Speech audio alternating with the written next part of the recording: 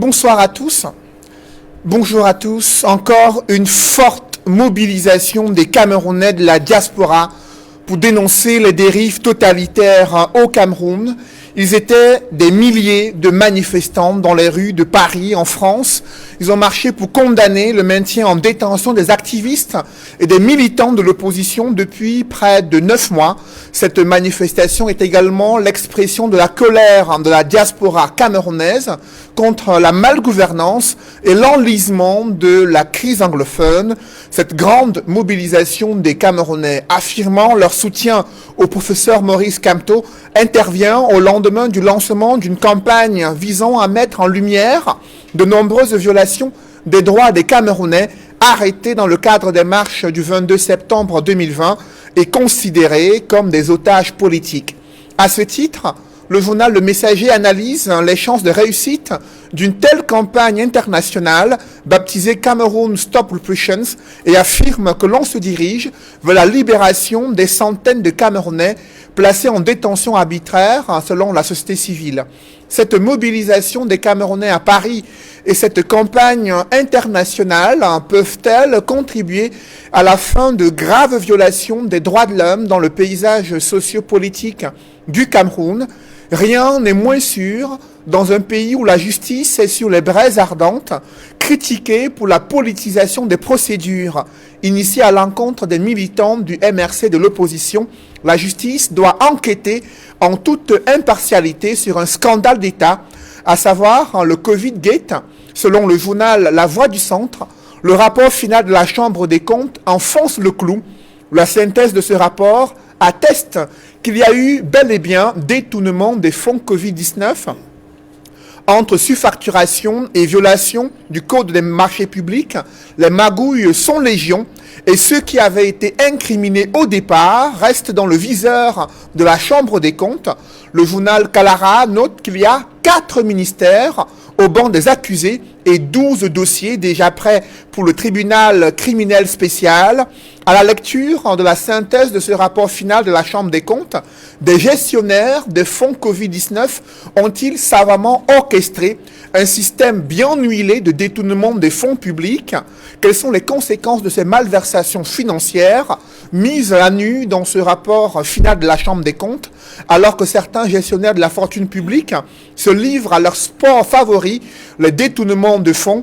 Le Cameroun vient à nouveau de s'endetter à hauteur de 450 milliards de francs CFA sur un marché international qui était disposé à octroyer au Cameroun plus de 1400 milliards de francs CFA. Une preuve, selon le ministre des Finances, que la signature du Cameroun est crédible et attire des investisseurs. Cependant, le fait que cet emprunt serve à rembourser une autre dette inquiète des analystes sur les difficultés financières et les capacités d'endettement du Cameroun, un pays engagé dans un programme d'ajustement structurel sous la supervision du Fonds monétaire international. Pourquoi ce rythme d'endettement et l'utilisation de la dette du Cameroun posent problème? Ces questions brûlante de l'actualité constitue l'ossature de droit de réponse. Mesdames, Messieurs, bienvenue dans cette émission où le choc des idées fait jaillir la lumière. Et pour cette nouvelle édition de droit de réponse, je reçois sur ce plateau André Luther Meka. André Luther, bonjour. Bonjour et bonjour à tous les milliers et les millions de RDPcistes, de militants du RDPC qui assurent leur solidarité au président national, le président Paul Biya, qui a toujours voulu que le pays soit dans la paix, qui a toujours bagarré pour l'intégrité territoriale. À tous ces messages de solidarité vis-à-vis du président national, le président Paul Biya, je donne toute ma déférence. Je voudrais également saluer tous les millions de militants du RDPC qui sont fidèles à ce programme et de dire que nous sommes là pour la vérité et non pour le triomphalisme. Vous êtes communicant du RDPC, le parti au pouvoir. Merci d'être avec nous ce dimanche. Juste en face de vous, c'est Maître Moustapha Ngwana, conseiller juridique national du SDF. Maître Moustapha Ngwana, bonjour. Bonjour Cédric, bonjour à tous mes co-panélistes et bonjour aux nombreux téléspectateurs de l'émission Droit de réponse. Je suis heureux de me retrouver sur votre plateau une fois de plus. Bon dimanche à ceux qui nous regardent. Et juste à côté de vous, c'est Aristide Mono, analyste politique, parti du Yaoundé, pour nous joindre dans cette émission. Analyste politique Aristide Monod, bonjour. Bonjour Cédric, bonjour à tous les discutants du jour. Et les hommages bien appuyés à l'aîné Edmond Kambia qui a eu à décrocher ce titre de meilleur analyste politique de l'année au Cameroun. Je suis très heureux de partager le plateau avec celui-là qui a fait beaucoup de jours en matière d'analyse. Nous ferons des efforts pour suivre la question de rester avec cet héritage au moment venu. J'aimerais également féliciter la grande équipe de production de réponse qui a été également honorée, surtout lorsqu'on sait que lorsqu'on parle des awards dans l'Afrique, au Cameroun, c'est forcément l'Afrique francophone, où l'Afrique centrale s'impose comme l'une des sous-régions les plus importantes. Donc on peut dire que Voix de réponse aujourd'hui est l'une des meilleures, ou alors la meilleure émission d'Afrique centrale, émission politique. Et je suis ravi de participer à ce programme régulièrement et d'associer ma voix pour que les objectifs soient toujours atteints. Ce sont des objectifs de politisation, d'édification des masses dans un pays qui court derrière le premier but de la démocratie. Il est important que nous ayons des programmes pareils pour que les objectifs qui ont été fixés en 1980 soient finalement atteints et que nous quittions en fait cette logique, cette perception cynique de la politique qui veut faire croire aux uns aux autres que le champ politique c'est un champ de la barbarie. J'ai l'impression que certains n'arrivent pas à faire la différence entre la République, la principauté, la royauté. Nous sommes en République. On ne saurait donc appliquer les principes de Machiavel qui ont été élaborés dans le cadre de la principauté. Merci d'être avec nous, Aristide Monod. Vous l'avez indiqué, Edmond Kambia est sur ce plateau. Lui qui est désormais meilleur analyste politique selon les Awards Afrique Informe. Edmond Kambia, éditorialiste quotidien La Nouvelle Expression, consultant sur le droit de réponse. Edmond, bonjour. Bonjour Céline Noufélé, merci pour les compliments Aristide. Merci à tous ceux qui ont voté pour moi. Je voudrais renouveler mes amitiés aux millions de téléspectateurs fidèles de droit de réponse ainsi que ma sincère affection. Je salue particulièrement la diaspora camerounaise pour sa forte mobilisation autour des sujets qui préoccupent la société politique du Cameroun.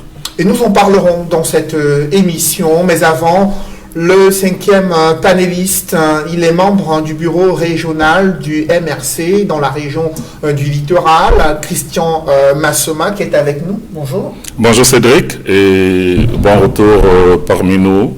Ça fait quelques semaines que vous êtes absenté du pays et je voudrais ce dimanche particulièrement saluer nos concitoyens de la diaspora qui hier, au-delà des clivages politiques et au-delà des considérations qui sont totalement absurdes pour la part de ceux qui nous gouvernent, ont décidé une fois de plus de démontrer qu'ils étaient une partie de souffle de la résistance, parce que cette résistance pacifique pour laquelle ils incarnent un certain nombre de valeurs nous permettra certainement d'aboutir à une alternance politique pacifique.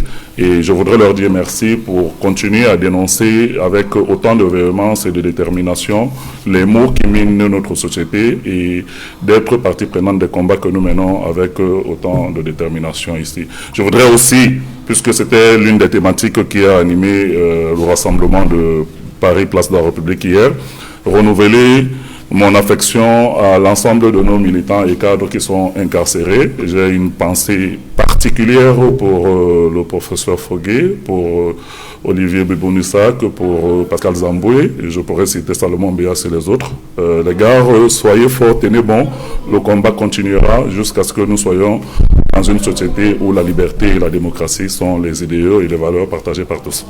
D'entrée de jeu avec vous, Edmond Kambia, ce scandale de Covid-Gate, il y a la synthèse du rapport final de la Chambre des comptes ayant analysé l'utilisation des fonds issus de ce fonds de solidarité nationale pour la lutte contre le coronavirus. Quels sont les points saillants que la Nouvelle Expression et vous aviez identifiés dans la synthèse de ce rapport final de la Chambre des comptes?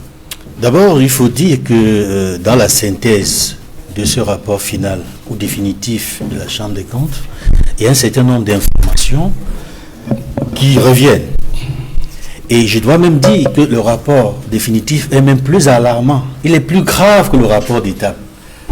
Il y a la confirmation de la plupart des informations qui ont été publiées dans le rapport d'étape et des informations supplémentaires qui montrent que la situation est plus grave qu'on aurait pu l'imaginer. Il y a également, il faut le souligner, une chose qu'il faut noter. Beaucoup de personnalités, y compris des ministres, des membres du gouvernement, avaient laissé croire qu'ils n'avaient pas été auditionnés, qu'ils n'avaient pas été entendus. Et ils émettaient des réserves sur le contradictoire.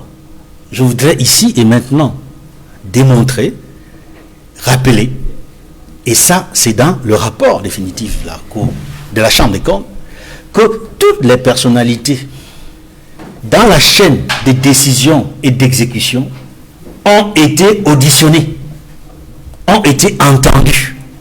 Et c'est sur cette base que le rapport d'étape, comme le rapport définitif, ont été adoptés. Maintenant, sur les grandes lignes que l'on pourrait noter de ce rapport, les grandes lignes qui reviennent, et pour lesquelles on a déjà débattu sur ce plateau, je voudrais tout simplement dire ici qu'il y a plus de 167 milliards de francs CFA qui ont été dépensés dans la première phase en 2020.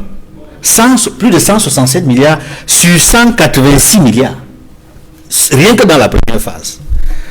Je vais également noter que de toutes les personnalités concernées, il n'y a que le ministre de la Santé, Malaouda Malachi, qui a produit au ministre des Finances les rapports trimestriels attendus.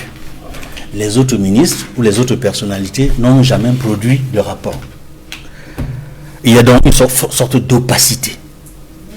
Il y a également le fait que le ministère de la Santé a passé 4 marchés de médicaments. 4 marchés de médicaments pour 536 millions CFA, mais n'a pas pu indiquer aux enquêteurs le lieu de stockage de ces médicaments. On n'a pas pu voir où sont passés ces médicaments qui ont coûté 536 millions CFA. Il y a également, il faut le noter, un bâtiment qui a été mis gratuitement à la disposition du gouvernement pour les malades. Ok. Oui. Mais curieusement, sa réflexion a coûté 1 milliard CFA. La réfection d'un bâtiment mis gratuitement à la disposition du gouvernement pour les malades a coûté 1 milliard CFA. Il y a également le fait qu'un marché d'hygiène et de salubrité, d'assainissement, a coûté 157 millions CFA. Et qui a gagné ce marché? Une société pratiquement sans expérience. Établissement African Distribution. Créé en février 2020. Créé en février dernier, oui. Les unités d'isolement construites dans 4 stades n'ont accueilli aucun patient Covid.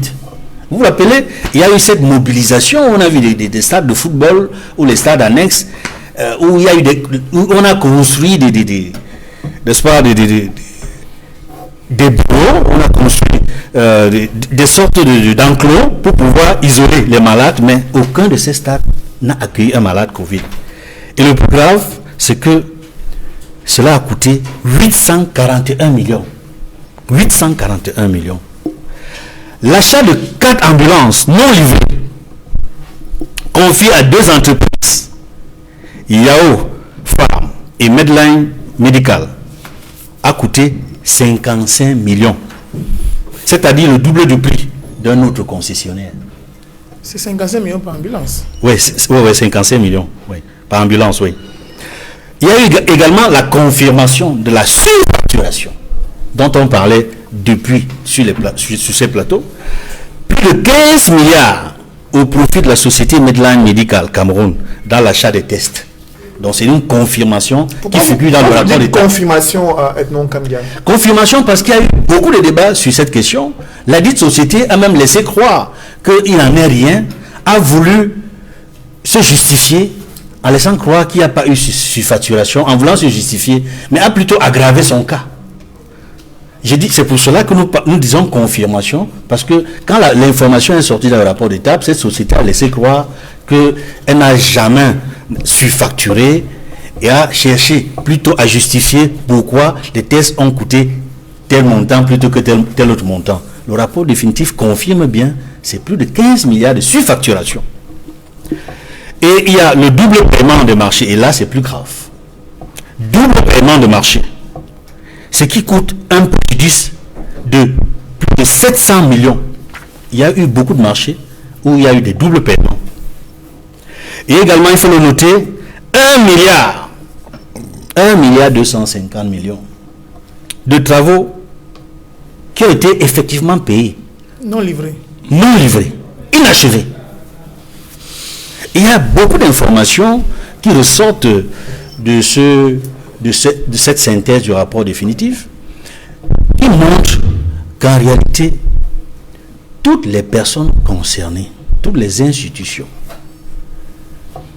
qui sont indexées, et je voudrais rappeler que il y a 12 dossiers qui ont été transmis à la justice. Il y a 14 dossiers pour lesquels la Chambre de comptes va s'occuper personnellement parce qu'il s'agit de faute de gestion. Cela signifie en réalité que nous nous acheminons dans une situation où le tribunal criminel spécial, à le regard de toute la nation, de toute la communauté nationale et internationale, focalisée sur elle, pour dire le droit. Et la Chambre de comptes, dont les enquêteurs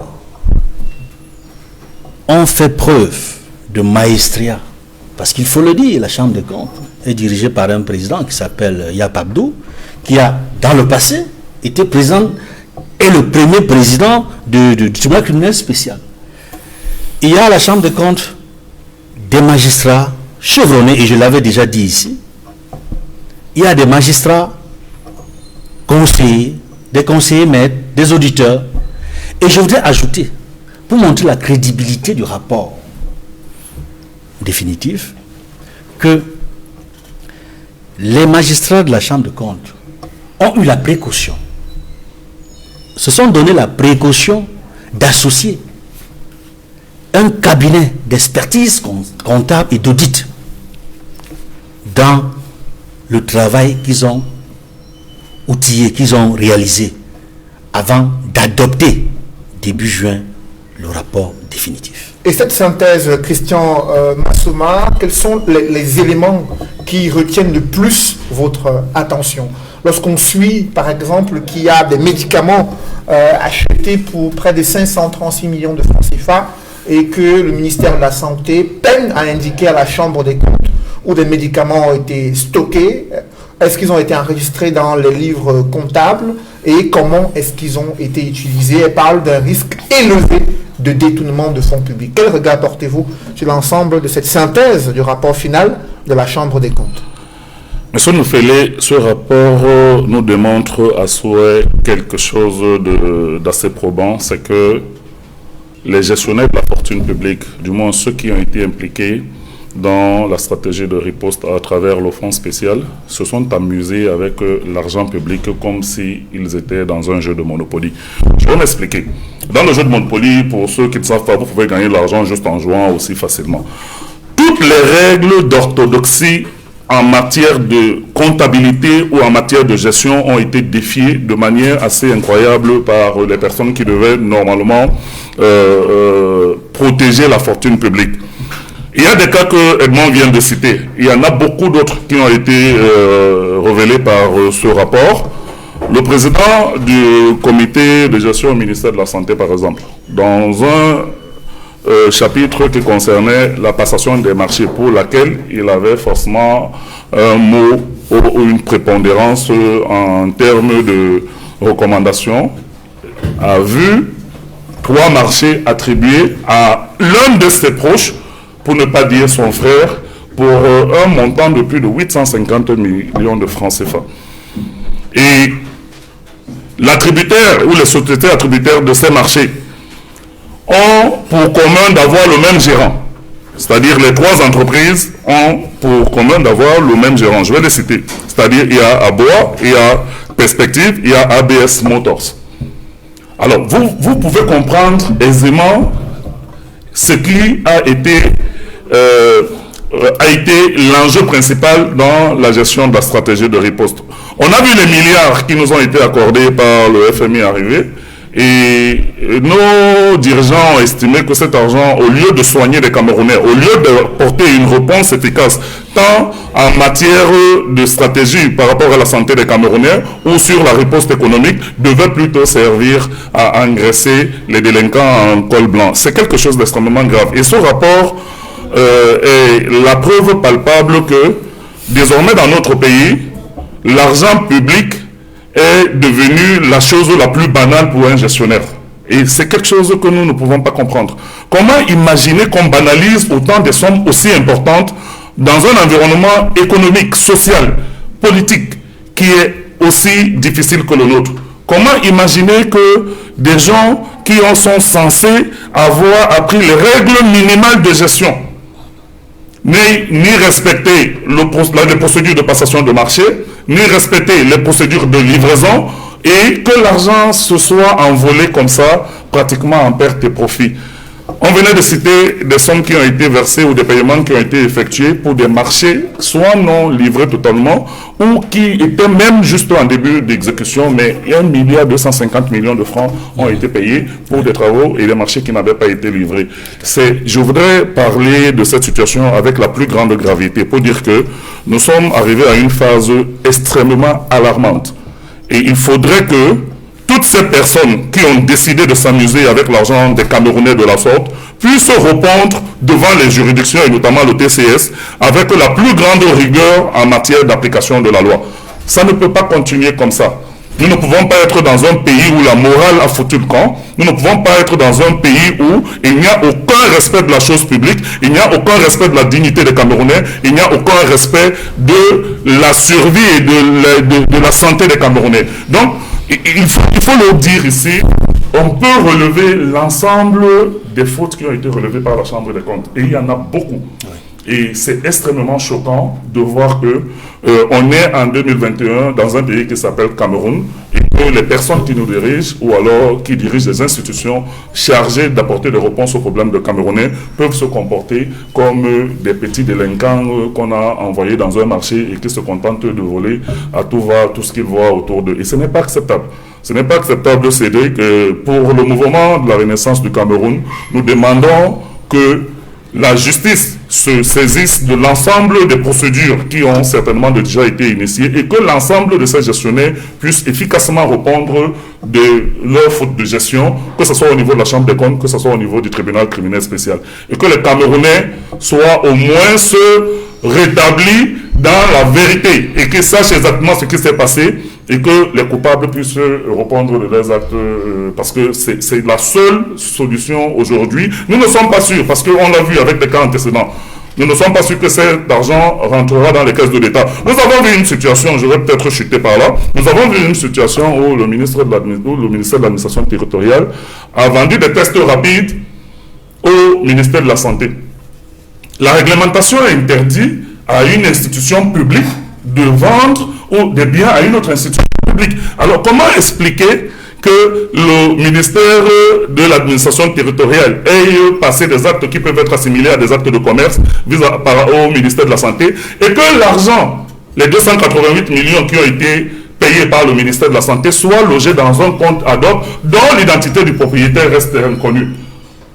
Le rapport indique que le Premier ministre a demandé que cet argent rentre dans les caisses du ministère de la Santé, mais il est fort à parier qu'il subsiste un doute sérieux sur de telles opérations et c'est ce qui choque les Camerounais par rapport à l'orthodoxie de gestion et à l'orthodoxie financière au sein de ces institutions. Après vos questions, Massouma, André Luther Mekana, le ministre de l'administration territoriale, est devenu un prestataire au point de vendre des kits de dépistage à un autre ministre de la Santé publique.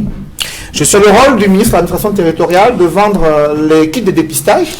Je ne suis pas magistrat pour qualifier les faits ou pour le condamner. Je crois qu'il y a une procédure en cours. Je voudrais dire à tous les Camerounais qu'il est important que cette émission ne soit pas une émission à charge, mais que ce soit une émission pédagogique pour que les Camerounais puissent comprendre effectivement de quoi il s'agit. Je voudrais dire que la Cour suprême, notamment, a 3 chambres.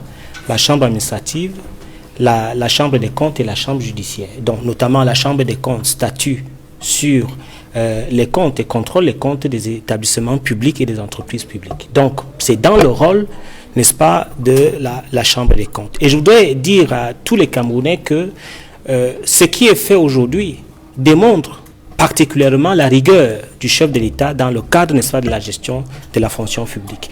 Je voudrais rappeler ici l'ordonnance numéro 2020-001 du 3 juin 2020 qui avait prévu l'audit de ces fonds, le décret numéro 2020-3221 du Premier ministre du 22 janvier et la circulaire du 22 janvier 2020 qui avait prévu, n'est-ce pas, cet audit, qui notamment devait travailler sur la régularité des fonds, la performance des actions de l'État, l'efficience et l'efficacité. Donc, ce que je voudrais dire aujourd'hui, c'est que nous avons tous la chance et le privilège de voir que le chef de l'État est resté constant dans ses missions de garant de l'équité et de la justice sociale, en permettant qu'il y ait l'audit et en démontrant effectivement qu'il y a la séparation du pouvoir, du judiciaire et de l'exécutif. Parce que j'ai longtemps suivi dans les débats dit qu'il y a une mainmise dans le judiciaire, les pouvoirs ne sont pas libres. Aujourd'hui, vous constatez que tout l'État, tout le gouvernement camerounais est soumis,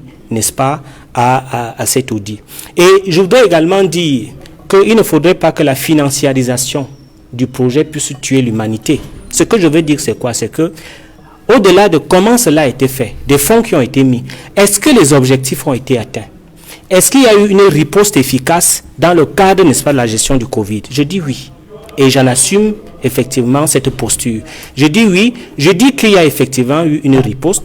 Et je peux vous dire que sur les 26 activités qui ont été prévues par le gouvernement, notamment par le décret du Premier ministre, sur 19 activités du ministère de la Santé, 18 ont été mises en œuvre. Sur 7 activités du Minérésie, je crois que 4 ont été mises en œuvre. Donc, automatiquement, il y a eu l'objectif qui a été atteint. Et je voudrais qu'on fasse un petit débat qui est assez important. Est-ce que les entreprises locales doivent mourir au détriment des entreprises internationales qui ont de l'expertise? Je dis non. Il faut toujours commencer quelque part. Et je crois que si on a fait confiance aux PME camerounaises, si on a pu donner la confiance aux PME camerounaises de pouvoir travailler, cela permet, n'est-ce pas, de booster l'économie camerounaise. Maintenant, comment ces fonds ont été utilisés, c'est un autre débat, mais je crois que... Mais là, c'est le débat, André Luther Meka. Le débat actuellement, c'est comment l'argent a été utilisé.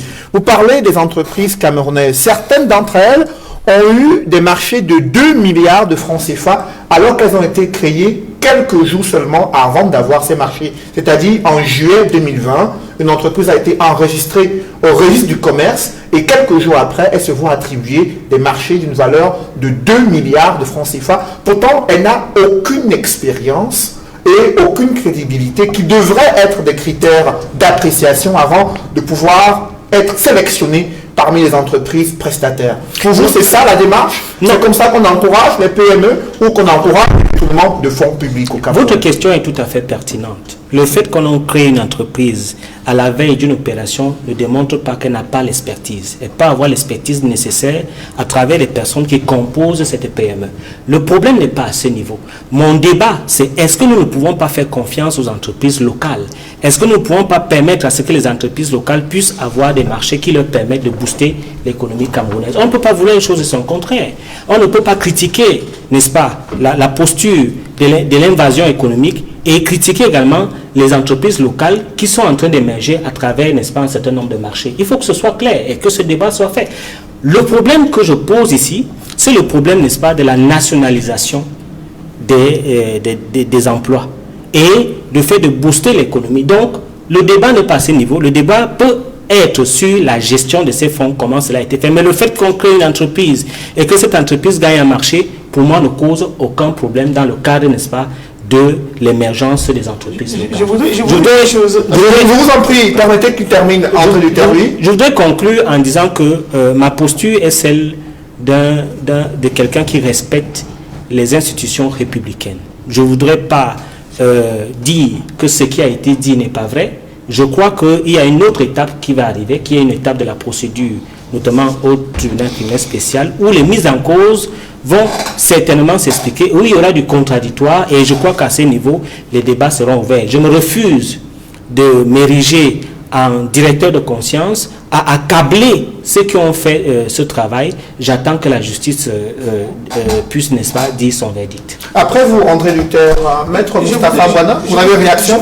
Je voudrais réagir en disant que il ne faut pas qu'on laisse croire que les autres panélistes sont contre la possibilité qui doit être offerte aux entreprises camerounaises de pouvoir gagner les marchés. Il faut savoir qu'il y a une liste de 303 entreprises qui ont été présélectionnées par le ministère de la Santé et qui devait être en réalité la shortlist des entreprises qui devaient bénéficier des différents marchés, c'est les entreprises camerounaises.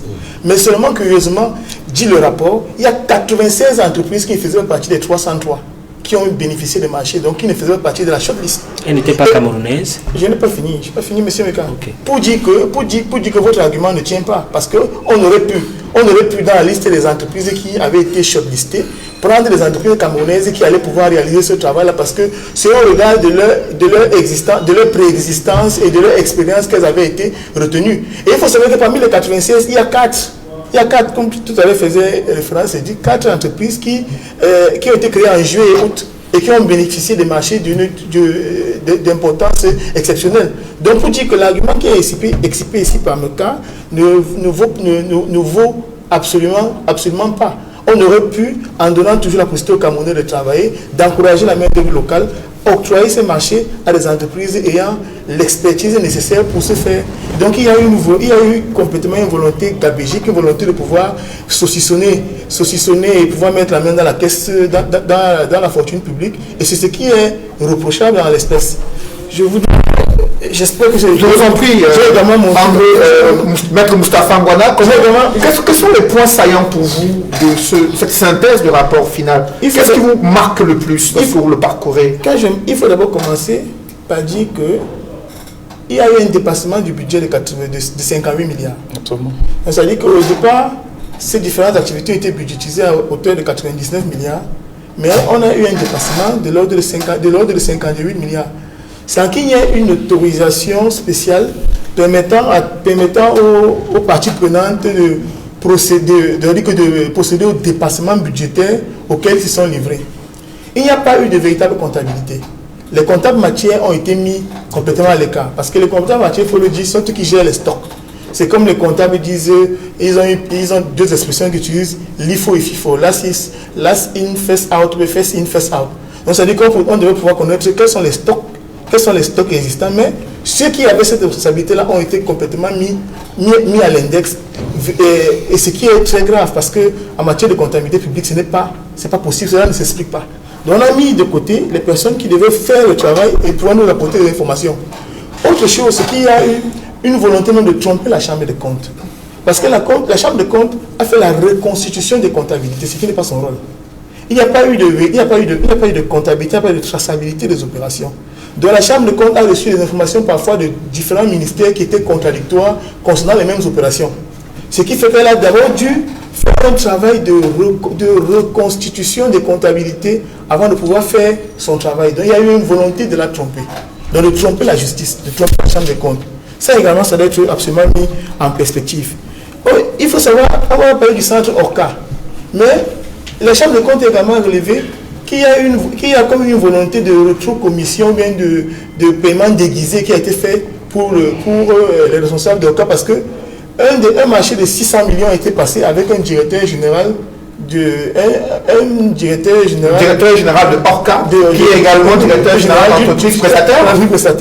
Donc il y a des faits comme cela qui ont été révélés, et également que des contrats dont on ne maîtrise pas les termes.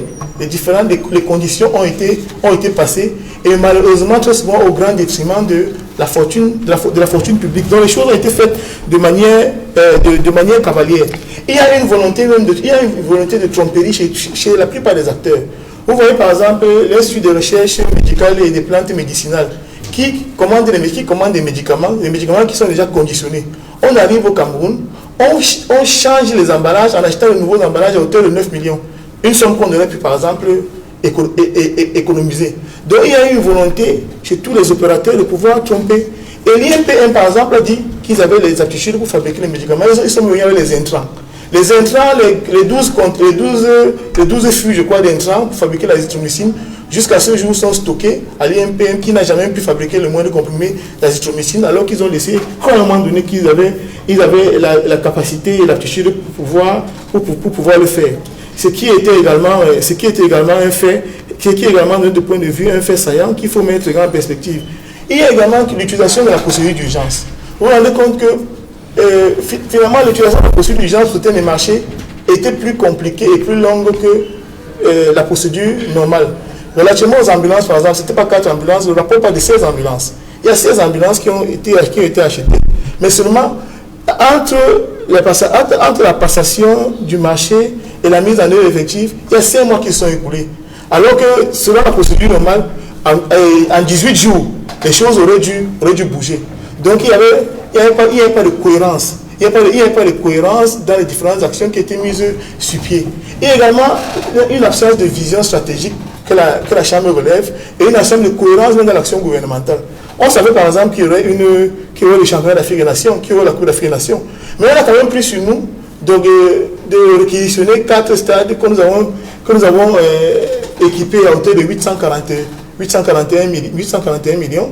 Mais quelques jours après, sans qu'il ait reçu le moindre malade, on a démantelé les centres en question et toutes ces sommes sont passées en perte et profit aux grandes dames du budget de l'État. Il y a également que aujourd'hui, nous dit la Chambre, on est dans l'incapacité de pouvoir dire avec exactitude si les statistiques qui étaient par exemple annoncées chaque fois par le ministre de la Santé étaient avérées. Parce que il n'y a aucun système d'informatisation ou bien de recoupement des informations qui a été mis sur pied pour permettre par exemple à la Chambre et aux différentes personnes chargées de contrôle de se rassurer de la sincérité, par exemple, des chiffres qui étaient avancés par le ministre de la Santé. Le ministre de la Santé vous dit aujourd'hui peut-être qu'on a 25 000 cas, mais il n'y a aucun élément pour vous dire qu'il y a 25 000 cas. C'est-à-dire que les personnes il n'y a pas une identification des personnes, il n'y a pas de rapports circonstanciés qui sont faits, et il n'y a même pas de manière générale de rapports qui sont faits par les différentes parties prenantes qui ont utilisé les sommes relativement au Covid. Hormis le ministre de la Santé, comme dit le rapport, qui s'y est essayé. Mais qui s'est essayé, mais avec une volonté, avec de la volonté malicieuse, avec de la malice. Donc, de manière générale, il y a eu une volonté de désinformation, une volonté de tromper. Et les principes qui régissent même la comptabilité publique ont été complètement mis à l'écart. Parce que en matière de finances publiques, lorsqu'il y a une recette, elle correspond à une dépense précise. Donc vous ne pouvez par exemple prendre de l'argent qui a été utilisé, qui a été prévu par exemple pour acheter une ambulance, ou par exemple aller acheter autre chose. Sauf que c'est vrai qu'il y a des correctifs qui peuvent être faits. Mais dans le cas d'espèce, aucun rectificatif ou un correctif n'a été fait pour autoriser par exemple les autorités administratives à procéder comme elles l'ont fait de manière aussi cavalière. C'est pourquoi je reviens sur ce que j'ai dit une fois ici, qu'on a le sentiment qu'il y a une espèce de malédiction qui frappe les gestionnaires de la fortune publique au Cameroun, où chaque fois que les deniers sont mis à leur disposition pour pouvoir apporter du soulagement aux souffrances des populations, c'est l'occasion pour eux de s'en mettre plein les poches, et c'est la République qui en pâtit. N'oublions pas qu'il y a un citoyen de notre pays qui, parce qu'il a exprimé son dépit dans la zone du Mungo, a pris 1 an d'emprisonnement, parce qu'il n'avait pas compris que lui travaille, il gagne 32 000 francs, il gagne 32 000 francs en un mois, ce qui est même déjà en deçà du SMIC, mais qu'il y a des personnes qui ont quand même pu détourner 180 000 en République. Donc il faut pouvoir comprendre l'indignation des Camerounais à un certain moment.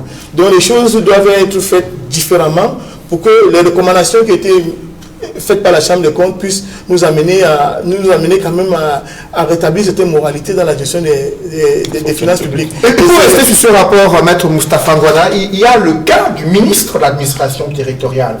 Tel qu'il est bien mentionné dans ce rapport final, dans la synthèse, il a indiqué que le ministre de l'administration territoriale a vendu 15 000 tests de dépistage de Covid au ministre de la Santé publique, alors qu'aucune administration ne devrait procéder ainsi selon la législation en vigueur au Cameroun. Quel commentaire cela vous suggère? Vous savez, le ministre de l'administration territoriale, qui est un très grand donneur de leçons, de mon point de vue, doit absolument faire face à cette responsabilité. Je crois qu'il y a 12 procédures pénales qui ont été suggérées par la Chambre des comptes, par les hauts magistrats de la Chambre des comptes, dont le président, il ne faut pas l'oublier, était le président du tribunal criminel spécial.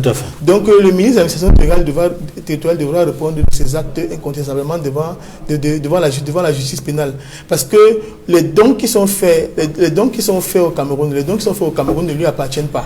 Parce que lorsque quelqu'un fait un don du latin donar et qu'il veut abandonner sa propriété, si Jack Ma, par exemple, fait des dons au Cameroun et qu'il le reçoit, ça appartient désormais à la République. Donc il n'a pas besoin de faire encore une autre opération. C'est du brigandage. C'est du brigandage qui a été mis en perspective par le ministre de l'administration territoriale et toutes les personnes qui l'entourent pour s'en mettre plein les poches. C'est vrai qu'il se dit que face à la torpeur que les révélations ont créée, certaines de ces personnes seraient allées reverser les sommes en question dans les comptes du trésor public. Mais seulement, il reste que c'est un repenti actif, comme nous appelons en droit. Ça veut dire que le fait criminel, le fait pénal existe déjà et il doit pouvoir répondre de ce fait. Et je voudrais également ici décrier le fait que nous attendions souvent très longtemps pour mettre en branle la machine judiciaire. En réalité, sous d'autres cieux, le parquet devait automatiquement se mettre en branle pour mettre au état de nuit ces personnes-là. Parce que le parquet, quand vous lisez l'article 135 du Code de procédure pénale, peut être saisi également par la voie de la dénonciation. Parce que ce rapport, à défaut de pouvoir être un acte de saisine du parquet, devrait au moins servir comme acte de dénonciation pour que les différentes personnes qui sont concernées puissent répondre sans délai des faits qui leur sont reprochés. Parce que, sachant pour la plupart qu'ils sont aujourd'hui en difficulté, que forcément la justice va les frapper, et ils n'hésiteraient pas de continuer à se constituer davantage un effort de guerre, si ce n'est pour eux, au moins pour leur famille. Donc, ces personnes-là, être complètement écartées de la gestion de la fortune publique. Et pour ce faire, cela doit se passer dans des délais raisonnables, un peu comme le dossier de la CAN. Parce que ceux qui ont volé le dossier de la CAN se retrouvent également en train de voler le dossier du Covid. Et la CAN encore, c'est un scandale un peu plus important. Mais on n'en dit rien. Donc, lorsque la justice tarde à réagir et finit par manquer l'occasion de jouer le rôle qui est le sien, parce qu'elle a également une mission pédagogique, elle doit également être une espèce de miroir pour la société, mais malheureusement aujourd'hui, on a le sentiment qu'il y a une espèce de complicité mièvre entre la justice et ces détourneurs-là, parce que depuis, nous attendons que les parquetiers puissent se mettre en branle. Parce que si on vous avait dit qu'un militant de l'opposition avait l'intention d'organiser une manifestation, avant même qu'il ait commencé, on l'aurait déjà pris. Mais là, nous avons affaire à des personnes qui ont véritablement volé avec des éléments probants qui émanent avec des éléments probants. Vous ne pouvez pas dire qu'ils ont effectivement volé. Je vous en prie, monsieur Meka, je parle pour moi.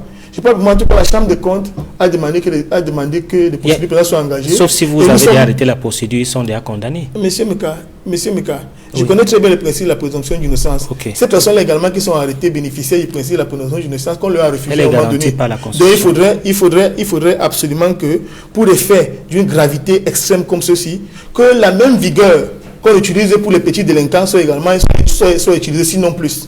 Alors après vous, Aristide Monossus, cette synthèse du rapport final de la Chambre des comptes qui devait être rendue publique à l'Assemblée nationale, finalement cela n'a pas eu lieu et le document a circulé sur les réseaux sociaux, authentifié par Equinox Télévision qui est en mesure d'affirmer que ce document est authentique et on constate, d'après les différentes prise de parole sur ce plateau, la gravité des accusations formulées à l'encontre de certains gestionnaires de la fortune publique. Quel regard portez-vous sur l'attitude des gestionnaires de la fortune publique qui sont impliqués dans ce Covid-Gate? C'est que permettez-moi déjà de rassurer monsieur le terme en lui faisant comprendre que pour ce qui est des analyses à charge, je suis vraiment loin d'être parmi les cibles, c'est-à-dire faire partie de ce panel qui fait des analyses à charge. Nous n'allons pas clonquer la réalité, clonquer la vérité, tout simplement parce qu'on ne veut pas qu'on soit traité d'analyste à charge. Ce sont les faits qui parlent et ces faits ont été révélés par la plupart des discutants de ce jour qui sont revenus sur les réalités relevées par la Chambre des comptes, dont nous n'allons pas tronquer l'histoire, nous n'allons pas dénaturer les faits, tout simplement parce qu'on veut paraître beau ou paraître plus objectif. L'objectivité voudrait que nous soyons cyniques et que nous disions uniquement la vérité. Première des choses, c'est que le rapport est produit par une institution qui, ma foi, ne peut pas être facilement soupçonnée, parce que généralement, lorsque les rapports ne sont pas en faveur du régime de Yaoundé ou du pouvoir en place, on parle généralement d'apprentis sorciers, on parle généralement de déstabilisateurs, on parle de ceux-là qui sont de mèche avec l'ennemi pour déstabiliser ou alors mettre en difficulté la paix qui est chère au président de la République. Mais là, on a affaire à la Chambre des comptes, qui est une sous-institution de la Cour suprême. Et la Cour suprême, tout le monde maîtrise quelle est sa place dans l'architecture institutionnelle de l'État ou dans l'appareil étatique. Donc, tout au moins sur ce fait, nous ne pouvons pas dire que la Chambre des comptes a fait un rapport à charge ou alors a été actionné par des gens tapis dans l'ombre pour déstabiliser le Cameroun. Au moins sur ce point, nous pouvons être d'accord avec les faits qui sont relevés, parce que là, ça ne vient pas de l'opposition, ça ne vient pas de Human Rights Watch, ça ne vient pas d'International Crisis Group, ça vient d'une institution de l'État. Et deuxième chose que j'aimerais relever, c'est que nous sommes dans la continuité de ce qu'on peut qualifier de la rentabilisation du chaos par ceux qui nous gèrent. C'est-à-dire qu'à chaque fois qu'il y a chaos, c'est une aubaine, c'est une opportunité pour se faire un peu de sous ou alors pour étoffer davantage les trésors privés. Parce que ce qui est dit dans ce rapport, c'est tout simplement un enrichissement sur le dos d'un malheur. D'un malheur qui, ma foi, devrait normalement commander plus d'humanisme dans la gestion et commander par conséquent plus de retenue. Malheureusement, on se retrouve dans une situation où des gens insistent sur la rentabilisation du chaos. On a vu cela dans le cadre de la lutte contre Boko Haram, les détournements des sous mis à la disposition de l'État pour enrayer la progression de l'ennemi. On l'a vu, on le voit aujourd'hui avec la guerre du Nozo, où les autorités civiles et militaires décident de s'enrichir ou alors profiter de la situation pour étoffer davantage leurs trésors privés. Aujourd'hui, nous avons l'affaire du Covid, c'est-à-dire le Covid-Gate.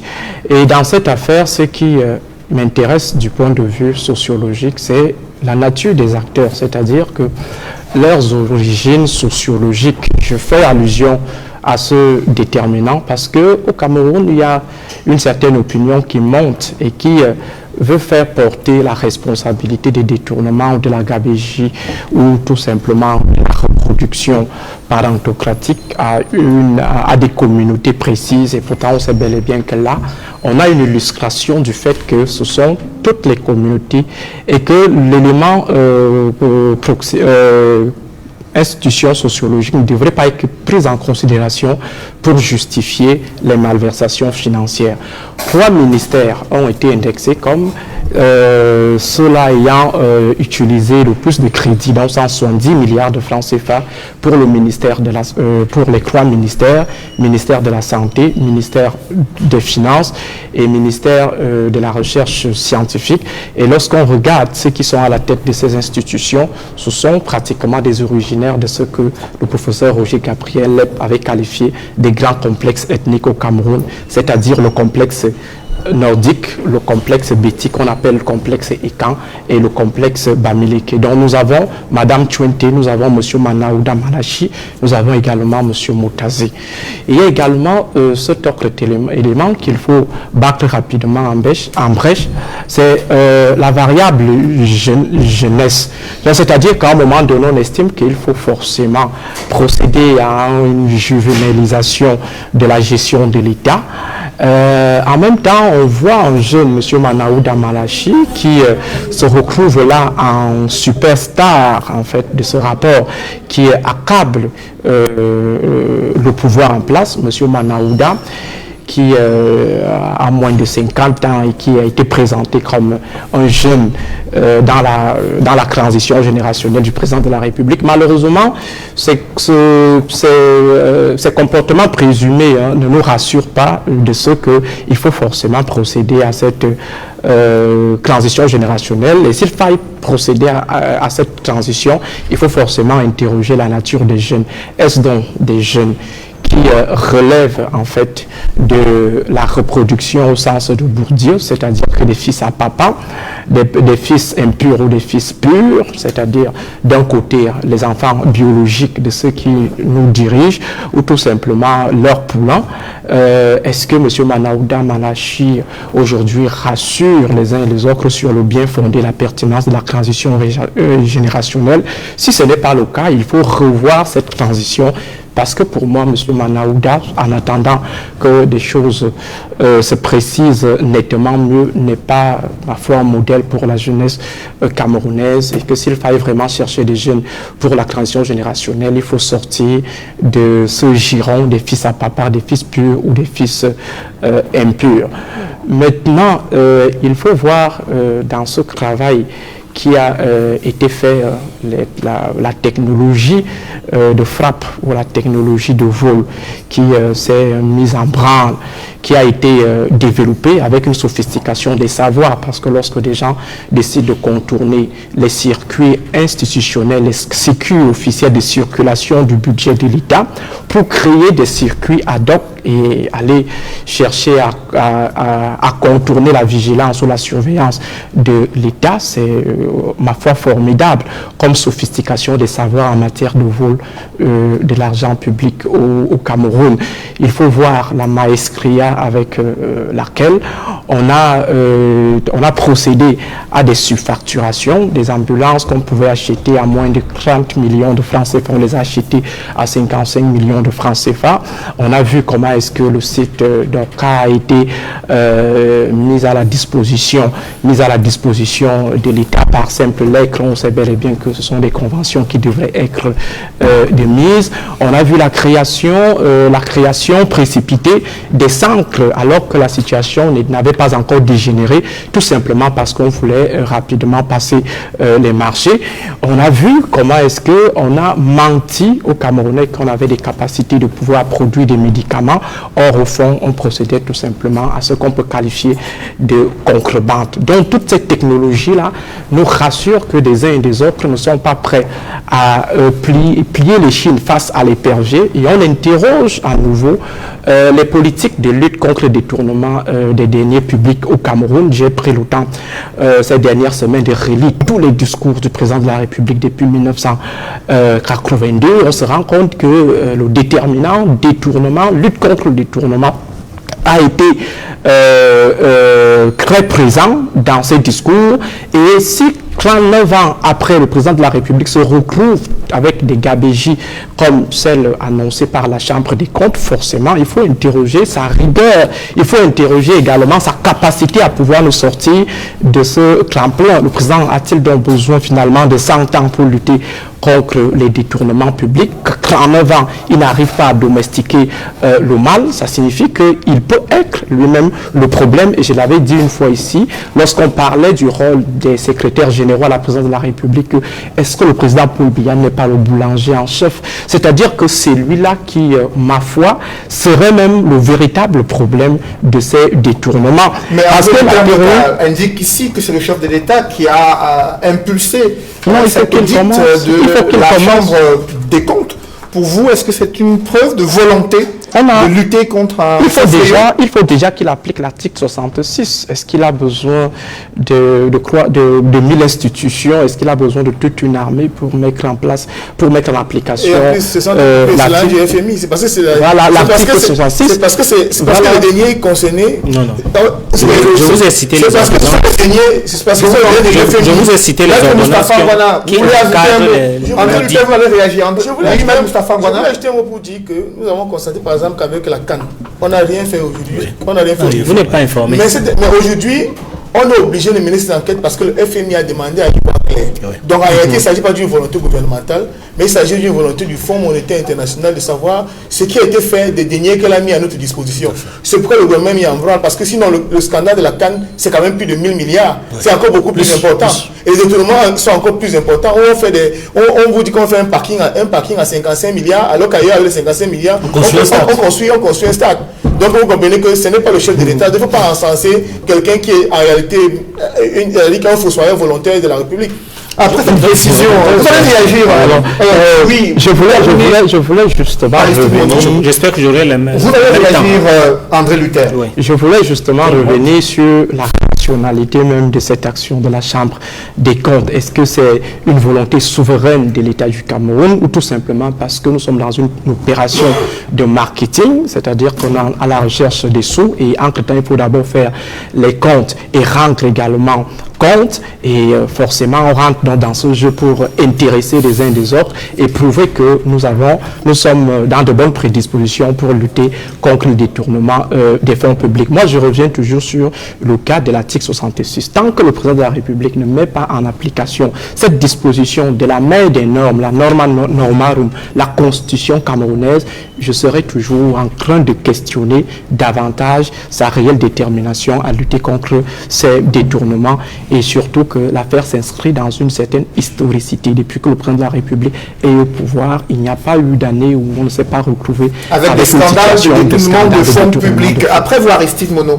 André Luther Mekar, est-ce qu'il faut 100 ans au président Paul Biya pour pouvoir arrêter cette gabegie financière? Il y a eu ce scandale relatif à la CAN 2019 où il a simplement dit que la date de la CAN a glissé sans pour autant interpeller les membres du gouvernement sur les engagements qu'ils avaient pris pour faire réussir cette compétition. Aujourd'hui, il y a le Covid Gate avec une nouvelle architecture de détournement des fonds publics retracée dans la synthèse du rapport final de la Chambre des comptes. Est-ce qu'il faut 100 ans au président Paul Biya pour mettre fin à ces stratégies de détournement de deniers publics qui se renforcent au fil des années? Je voudrais d'abord dire qu'il est important de ne pas jeter l'eau avec le bébé parce que je pense qu'il y a des choses qui ont été faites par rapport à cette riposte du Covid-19 et cet embryamini qui a été décrit n'est pas exact. Il y avait une coordination du gouvernement par le premier ministre chef du gouvernement et avec le ministre de la Santé et le secrétaire d'État lié aux pandémies qui était sur le terrain et qui travaillait. Et il y avait, je crois, un focus des recherches, un centre qui travaillait pour informer les Camerounais au quotidien. Et je crois qu'à chaque fois, le Premier ministre faisait le bilan aux Camerounais et le ministre de la Santé faisait aussi son follow-up, son bilan, chaque fois que les chiffres montaient. Et on était face à l'urgence. Et je crois que l'urgence a un coût. Je ne voudrais pas justifier, parce que ce qui est important ici, et je l'ai posé au début du débat, c'est est-ce qu'il y a eu les objectifs? Est-ce que les objectifs ont été atteints? Moi, je crois que les objectifs ont été atteints à près de 90%. Ce n'est pas l'avis de la Chambre des comptes. Elle note qu'il y a eu un recours systématique aux marchés spéciaux et des paiements en numéraire. Pourtant, les codes des marchés publics et les différentes lois en vigueur au Cameroun interdisent ces paiements. Des paiements de l'ordre de plus d'1 milliard de francs CFA en numéraire pour des marchés où il fallait justement qu'il y ait une traçabilité. Pour la Chambre des comptes, cela a suscité de nombreux détournements des fonds publics et on pouvait bien se passer de certaines procédures qui étaient supposées être des procédures d'urgence. Est-ce que finalement, M. Luther, le gouvernement a brandi l'urgence pour justifier des détournements massifs de fonds publics? Nous ne sommes pas sur la même longueur d'onde. Vous êtes également sur ce que j'appelle la financiarisation du projet de la riposte. Moi, je suis sur l'atteinte des objectifs. C'est important que le débat, qu'il y ait une césure entre la financiarisation, si vous venez, le financement et l'usage des fonds et l'atteinte des objectifs. Ce que je voudrais, et je l'ai dit à l'entame de mon propos, c'est de ne pas verser l'eau du bain avec le bébé. Moi, je crois que les objectifs ont été atteints. Et je voudrais dire, contrairement à ce que les gens disent, qu'il n'y a pas eu de malades dans les stades, je voudrais vous confirmer qu'il y a eu des malades dans des stades. Du moins, ce n'était pas un très grand nombre, mais il y a eu des malades. Dans la chambre de des stades. La chambre de Dans quel stade, s'il vous plaît? S'il vous plaît, je parle à mon vision et si je mens, vous aurez au moins 1 ou 2 ou 3 ou 5 qui vous diront qu'ils y étaient. Je voudrais également signifier que le chef de l'État n'a pas attendu le FMI pour lancer la lutte contre la corruption. Il ne faudrait pas le dire aux Camerounais. Et il n'y a pas de pays où il n'y a pas de lutte contre la corruption. Il n'y a pas de monde où il n'y a pas de corruption. La corruption est ontologiquement liée à la société. C'est pas tout un gouvernement. Non, s'il vous plaît, ce n'est pas intelligent de venir faire croire que la corruption n'existe pas et que le vivier de la corruption existe au Cameroun. Je crois qu'il y a la corruption. Vous allez voir, il y a les pays plus corrompus que le Cameroun aujourd'hui, le Nigeria et beaucoup d'autres pays. Et je voudrais également vous dire, vous qui êtes, vous revendiquez de la science, ce n'est pas très intelligent de partir d'un échantillon de jeunes pour aller vers des extrapolations et des généralisations. Vous ne pouvez pas partir du fait que le ministre Manaouda est jeune pour jeter le discrédit à toute la jeunesse. Vous connaissez quand même ce qu'on appelle l'échantillonnage. Pour moi, ce n'est pas important et ce n'est pas intéressant de faire ce genre d'analyse. Non, le débat sur lequel je me positionne, c'est un débat du fait que... le débat sur lequel... sur le fonds Covid. Il a dit beaucoup de choses qu'il est important d'abord d'évacuer. Donc, pour moi, ce que je voudrais dire qui est important, c'est que il y a eu l'atteinte des objectifs et dans le cadre de l'urgence, il y a un certain nombre de coûts qu'il faille supporter. Parce que lorsque nous sommes à l'urgence, et notamment la vitesse, la célérité a un coût. Et je vous le dis d'expérience, c'est-à-dire que lorsque nous sommes dans l'urgence et que nous sommes menacés par une pandémie, on était obligé, n'est-ce pas, de pouvoir faire une riposte pour ne pas être débordé par des malades. Et notamment, dans cette riposte d'urgence, dans cette vitesse et cette célérité, il y a eu certainement un certain nombre de coûts qu'il fallait prendre. Vous allez constater qu'il y a beaucoup de surfacturation. Et il faut aussi aller dans la sociologie de la surfacturation. Qu'est-ce qui entraîne la surfacturation? Est-ce le coût de la vitesse? Est-ce le coût de la célérité? Est-ce, n'est-ce pas, le fait qu'il y ait une sorte de pression dans l'atteinte des objectifs? Ça aussi, les psychologues peuvent s'y intéresser.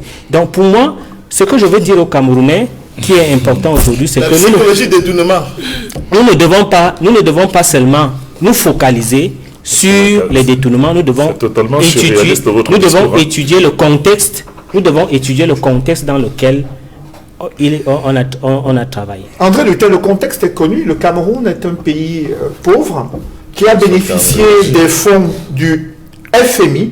Le FMI qui a amené le gouvernement à prendre des engagements de transparence et de publication des dépenses relatives à ces fonds Covid-19.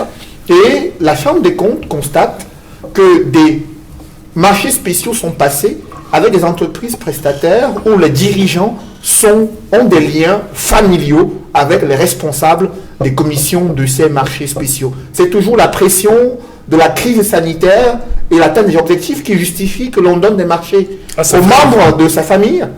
J'attends le verdict du tribunal criminel spécial qui va notamment spécifier par rapport à ça, parce qu'il faut rester constant dans le cadre de la prise de position.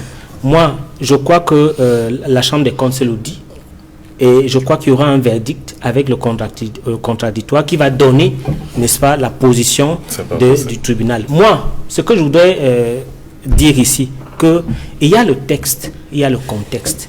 Et en tant que dirigeant à mon humble niveau, je voudrais vous dire que parfois le contexte nous amène à vouloir faire en sorte qu'il y ait l'atteinte des objectifs et ça a un coût.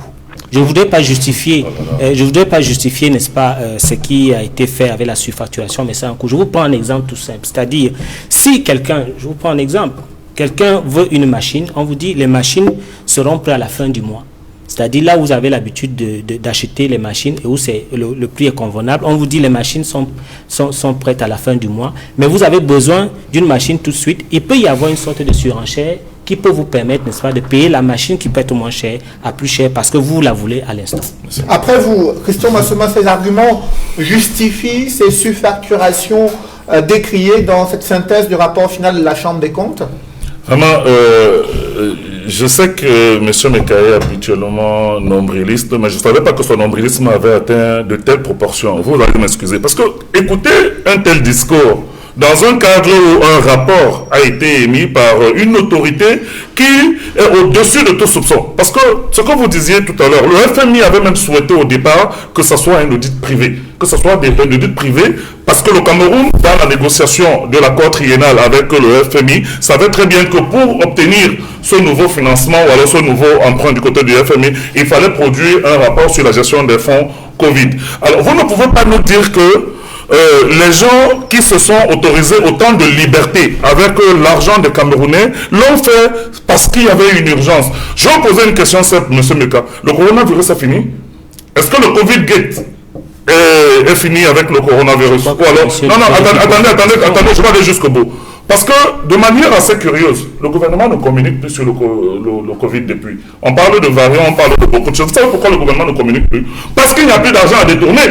Parce que l'argent qu'ils avaient utilisé comme prétexte pour justifier les communications à outrance ou autre chose, cet argent n'existant plus. Et paradoxalement ou de manière assez incroyable, le corona a aussi disparu avec ça. Non, il faut que vous compreniez que ces gens, ce n'est pas nous, ce n'est pas le MRC, ce n'est pas les ennemis tapis dans l'ombre. Parce que vous avez l'art d'utiliser ce type d'expressions qui sont totalement loufoques pour justifier l'injustifiable. Ce n'est pas nous, ce n'est pas nous. Non, je suis poli. Je suis poli. Je dis que vous êtes non. J'ai dit, dans le langage que j'utilise, je l'utilise pas en fonction de la gravité. Généralement, je suis... Non, Monsieur Meka, non, vous voyez que je ne vous interromps pas lorsque vous vous exprimez. Ayez quand même... Non, votre président national quand même... Ayez un peu l'humilité. Il a la parole. Votre président national a demandé de ne plus insulter. À la parole, je vous en prie. Personne ne vous a insulté et vous savez très bien que ce n'est pas la même. Non, je n'ai pas dit que vous êtes loufoque. Qui est loufoque alors? Je vous en prie, André Christian Massoma a la parole. Allez-y, Christian. J'ai parlé d'une expression loufoque. Je n'ai pas dit que M. Meka est loufoque. Je sais que vous savez faire la différence entre ce que j'ai dit. Voilà, donc il faudrait vraiment... Je suis en train de dire ceci. Vous ne pouvez pas dire aux Camerounais qui nous suivent que les procédures d'urgence qui ont guidé la passation des marchés ont été à l'origine de nombreuses surfacturations qui ont été décriées par la Chambre des comptes. On vous a parlé de la connivence entre des personnes qui étaient à la fois acteurs et qui se sont retrouvées pratiquement partie prenante en tant que prestataires. De par un certain nombre de connivences familiales ou autre chose, on vous a parlé d'un certain nombre de conflits d'intérêts qui ont guidé ces procédures de passation des marchés, qui ne sont pas en accord avec l'orthodoxie de la gestion des finances publiques. Et c'est de ça qu'il s'agit, c'est-à-dire pouvoir justifier et dire aux Camerounais que oui, les entreprises nationales auraient dû bénéficier de ces marchés et que les conditions de passation de marché en urgence ont justifié que les dépassements de pratiquement 60 milliards sur les prévisions. Lorsque le gouvernement fait une prévision de dépenses en fonction des recettes, je pense que c'est pour que cette prévision soit appliquée. On vous a rappelé tout à l'heure que les trois ministères qui ont été évoqués, le ministère des Finances, le ministère de la Recherche scientifique et le ministère de la Santé, étaient en dépassement de pratiquement 60 milliards par rapport aux prévisions. Comment est-ce que vous expliquez ça? Et la Chambre dit que cet argent a été utilisé dans des conditions qui sont extravagantes et qui ne garantissaient pas un minimum de transparence,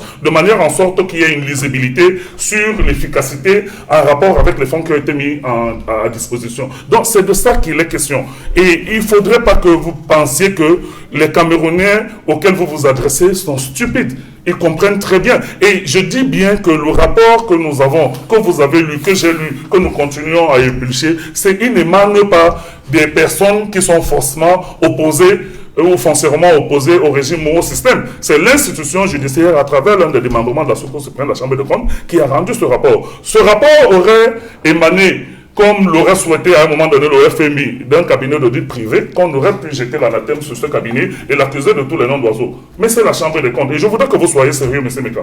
Je voudrais que vous soyez sérieux par moment, vis-à-vis de vous-même, vis-à-vis de nous, vis-à-vis des personnes qui nous écoutent.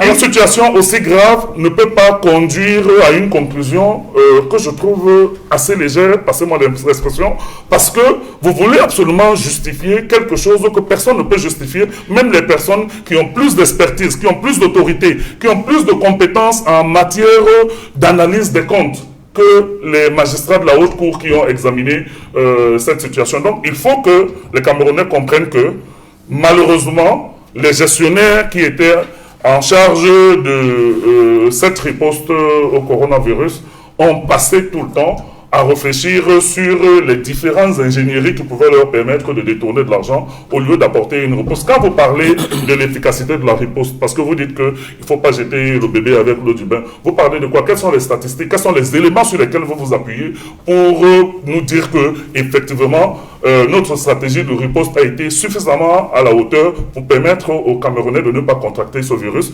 et d'apporter des réponses peut-être sur le plan économique en rapport avec les entreprises et l'ensemble des entités qui étaient en difficulté vu le contexte de la pandémie mondiale. Donc, ce débat doit être sérieux et je sais que par moment, vous pouvez avoir un soupçon de lucidité pour dépassionner le débat et sortir de votre motivation politique, partisane, et essayer de dire quelque chose d'un peu plus cohérent. Après vos questions, Massouma, Edmond Kamdia, 12 procédures judiciaires et 14 autres procédures pour faute de gestion, une trentaine de recommandations sur un renforcement du système de contrôle de la gestion des fonds Covid. Quelles sont les autres conséquences lorsqu'on a autant de malversations financières évoquées dans ce rapport final de la Chambre des comptes? D'abord, je dois ajouter à ce que j'avais dit tantôt, que non seulement toutes les personnes concernées dans la chaîne de décision et d'exécution ont été entendues, mais la Chambre des comptes, à travers ses enquêteurs, ont pris la peine d'écouter des responsables importants dans le domaine de la santé.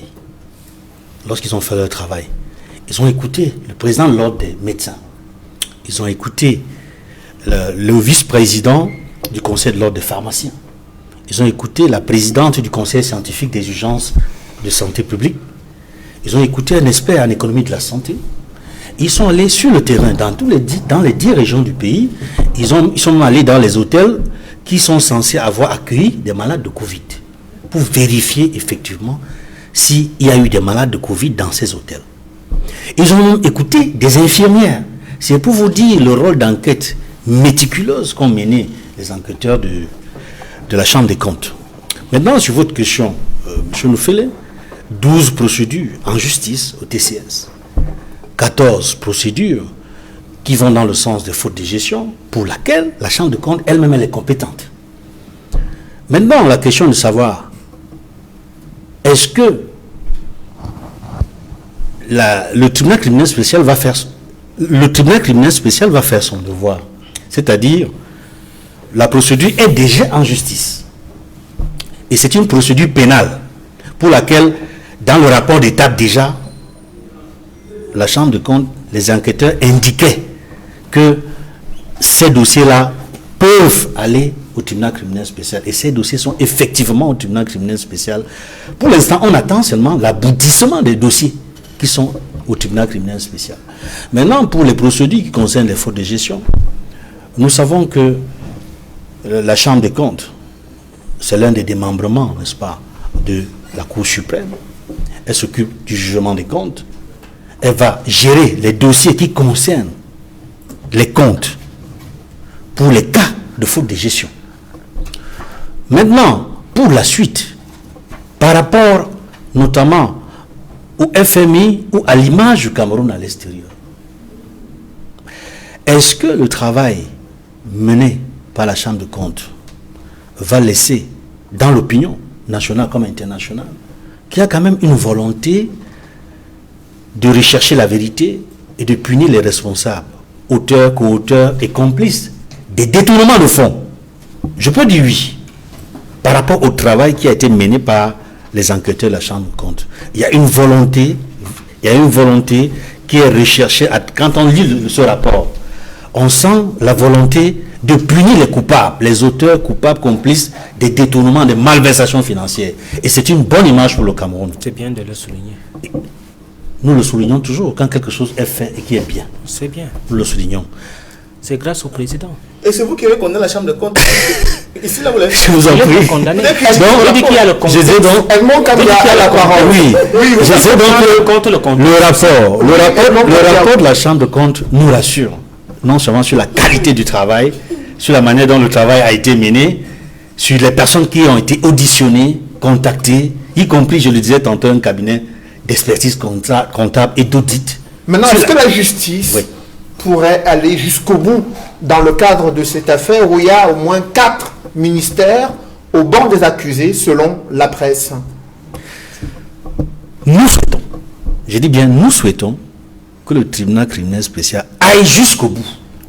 Et nous faisons confiance aux magistrats du tribunal criminel spécial pour mener à bien les procédures en cours en justice, afin que ceux qui se sont amusés avec les deniers publics soient punis si nous avons les preuves définitives qu'elles sont effectivement coupables. Après vous, Maître Moustapha Ngouana, les conséquences politiques d'un tel scandale ont-elles déjà été tirées? Lorsque vous appréciez la manière dont le gouvernement travaille aujourd'hui depuis le déclenchement de ce Covid-Gate, avec les premières alertes du député Jean-Michel Nithieu et ensuite les rapports de la Chambre des comptes, le président de la République a-t-il tiré les conséquences politiques de ces détournements massifs de fonds et de l'implication de certaines personnalités de haut rang dans cette affaire?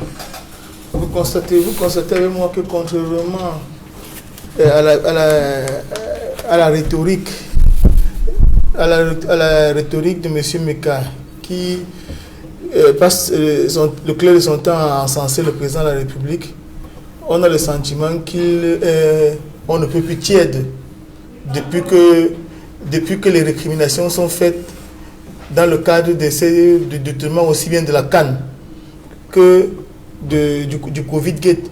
En réalité, on s'attendrait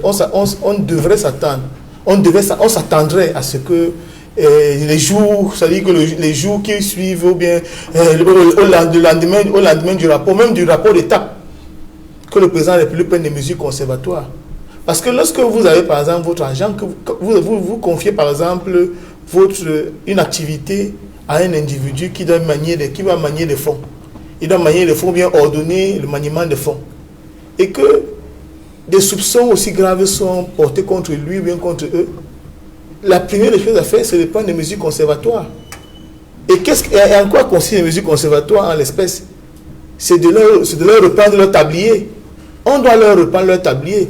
Et si par extraordinaire, puisque vous parlez de présomption d'innocence, on se rend compte qu'ils n'avaient rien à voir dans l'affaire, on pourrait les adouber plus tard. Mais aujourd'hui, ce qu'il faut faire, c'est protéger la fortune publique.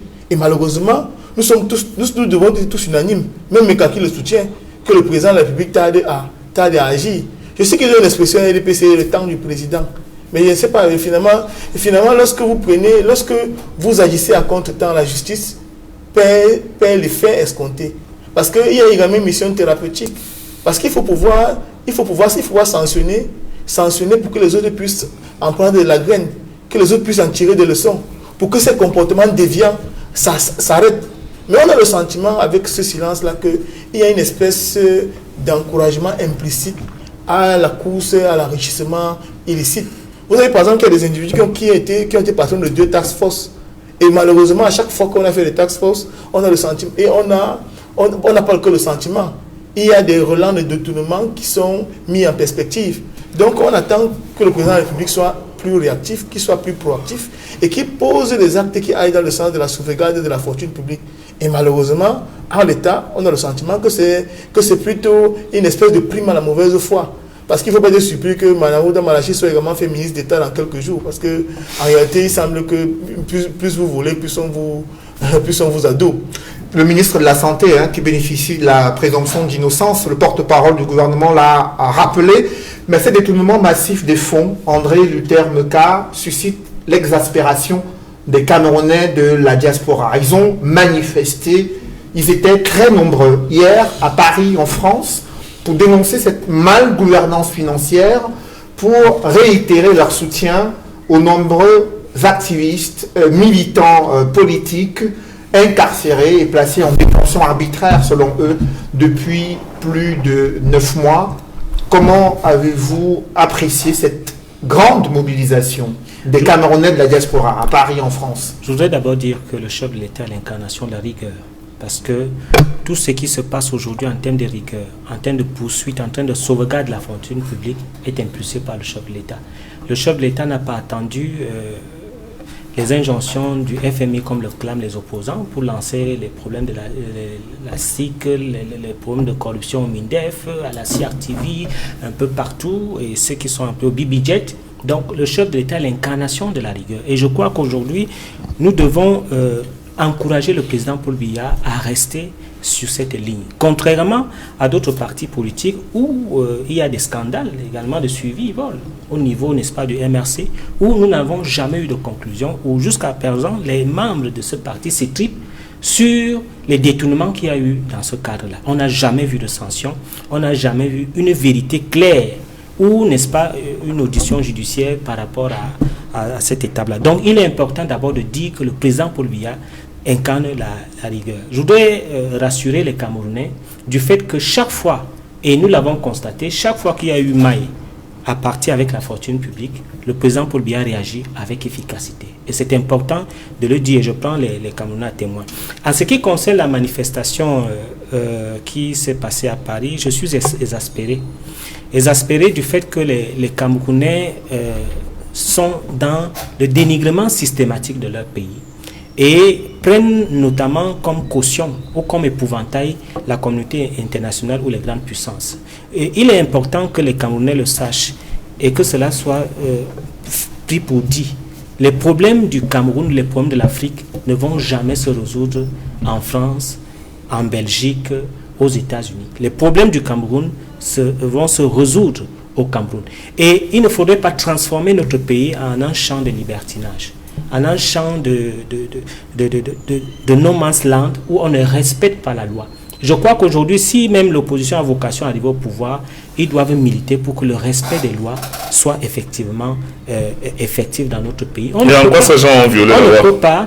On ne peut pas faire en sorte que des gens conspirent contre l'État, font des postes d'insurrection, de révolution et même de chassement, et qu'ils se mobilisent pour pouvoir renverser l'État, ce qu'on appelle l'atteinte à la sûreté, et qu'ils se pavanent libres et que l'État ne réagisse pas. Il y a quelqu'un, un philosophe, qui disait que si l'État est fort, nous périssons, mais si l'État est fort, nous périssons, mais si l'État est faible, nous périssons. Donc, il est important aujourd'hui de faire en sorte que les gens puissent respecter la loi. Je voudrais conclure en disant que tous ceux qui vont invoquer ou convoquer la communauté internationale, bon, c'est un terme générique, c'est-à-dire la France, les États-Unis, la Grande-Bretagne, ce n'est pas pour venir aider le Cameroun, c'est pour venir, n'est-ce pas, faire main basse dans nos richesses. Et vous allez voir que tous les pays qui ont pu convoquer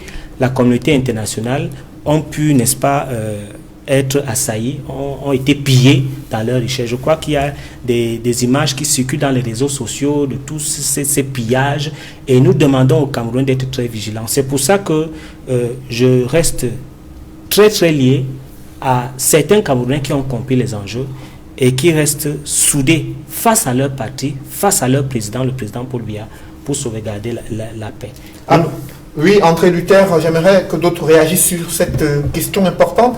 Christian Massoma, des manifestations à Paris pour réaffirmer leur soutien au professeur Maurice Kamto, président de votre parti, mais également pour dénoncer la malgouvernance et le maintien en prison de plusieurs militants. Vous avez suivi la réaction du communicant du parti au pouvoir qui estime que c'est de l'agitation et qu'il faudrait respecter les lois en vigueur au Cameroun, une manière de justifier le maintien en détention de certains de vos militants.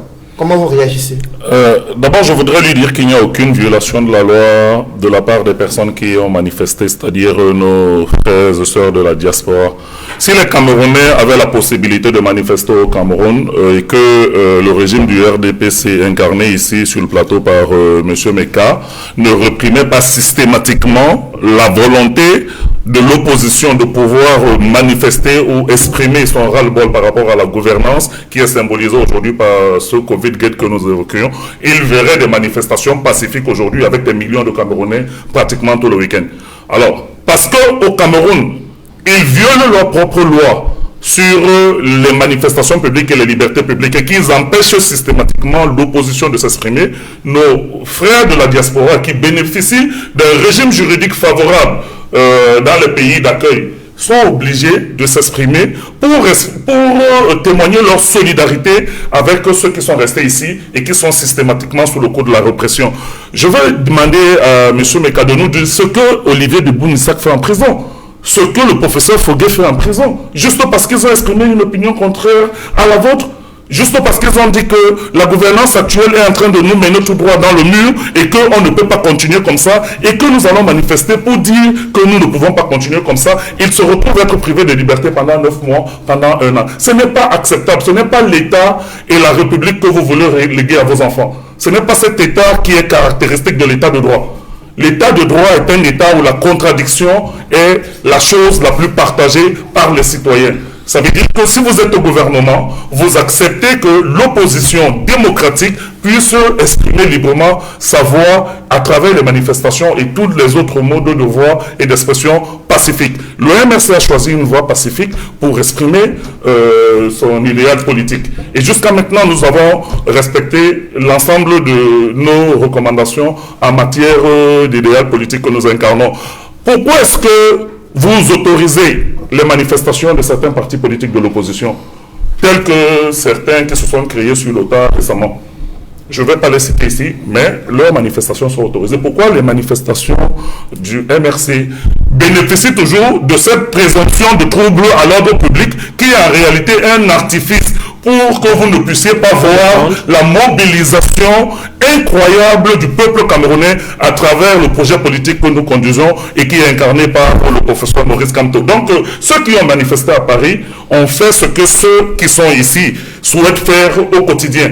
Mais parce que votre gouvernement répressif empêche systématiquement les Camerounais de pouvoir s'exprimer, ils ne peuvent pas le faire dans le cadre local. Donc, je voudrais apporter, ce n'est pas le MRC qui a organisé la manifestation de Paris, mais certainement beaucoup de militants du MRC se sont retrouvés. Et vous qui parlez des projets d'insurrection, je pense que c'est un de vos alliés que vous appelez patriote entre guillemets, qui a menacé d'assassiner sur une vidéo publique le président Maurice Kamto en disant que s'il met le pied à Paris, il va l'assassiner.